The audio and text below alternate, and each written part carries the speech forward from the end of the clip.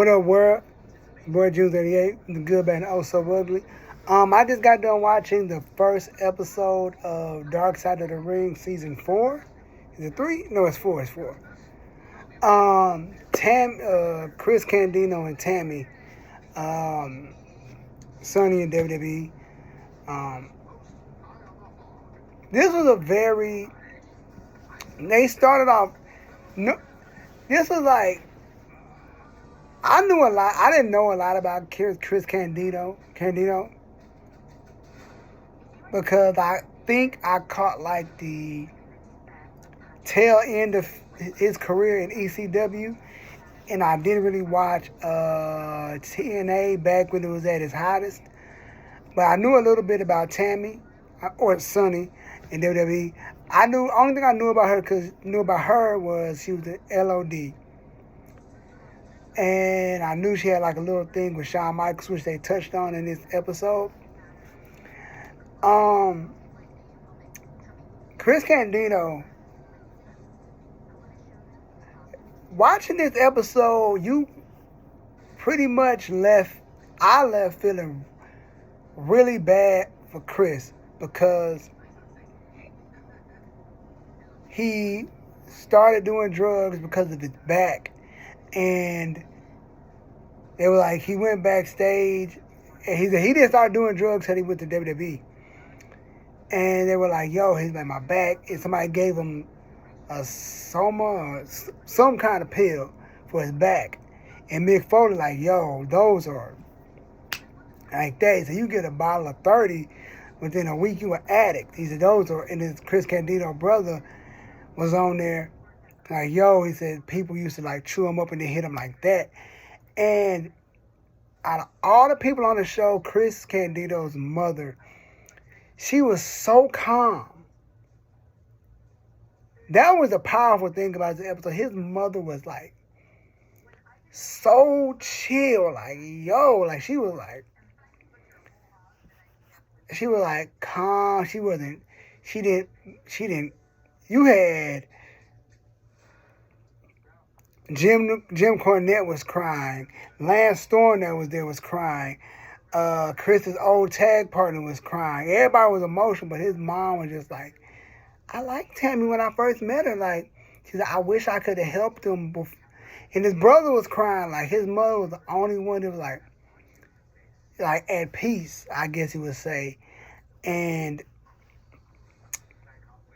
it's like, it shifted from, they talked about Tammy a little bit, but it was like more about Chris Candido.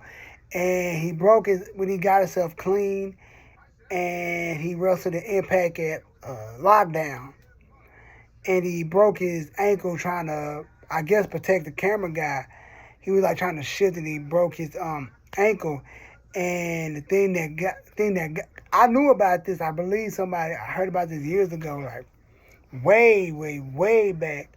That they said if he didn't go back to wrestling, he would still be with us, because I think somebody said he didn't want to wrestle because he knew if he wrestled, I could be paraphrasing, I could have heard the story wrong, but I don't want to mess it up. But I think I heard somebody say something if he didn't go back to wrestling, he would still be here with us.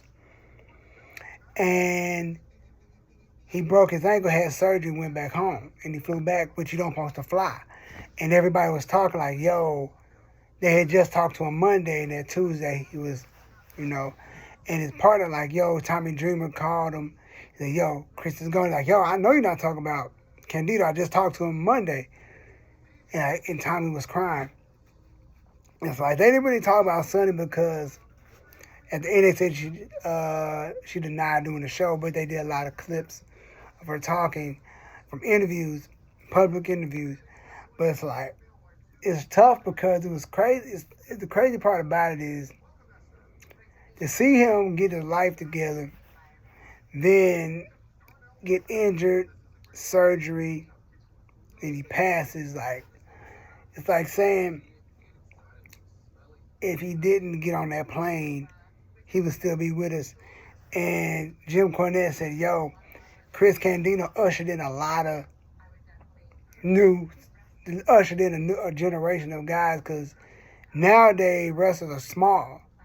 Back then he was a smaller guy. And it was crazy, like, it was like, we know what Tammy was on, we know what she on, but it's crazy to see a guy that was clean his whole career have a back, and like, when he first got that back injury, the doctor like, oh, I gotta see the accident records. There is no accident, I'm a wrestler. He said, how'd your back get like this? I'm a pro wrestler. And it was sad, man. Like, it just sad. It was like a sad story. Like,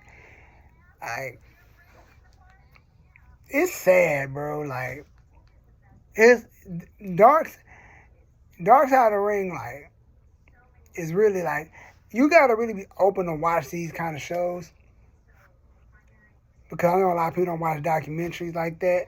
But if I feel like you're a wrestling historian, you should watch it. But a lot of this stuff is already like stuff people know. But if you're not in the know, it's good. It's good to watch. But like always, if you watch the show, let me know what you thought of it. Comment, like, subscribe, thumbs up, share the video. Yeah, man. Like, the thing now, if Chris Candido would have still been alive, he probably would have been in ROH for a spell. And to think about the matches we could have had, Bryan Danielson versus Candido, AJ Styles. I don't think he wrestled AJ Styles Impact.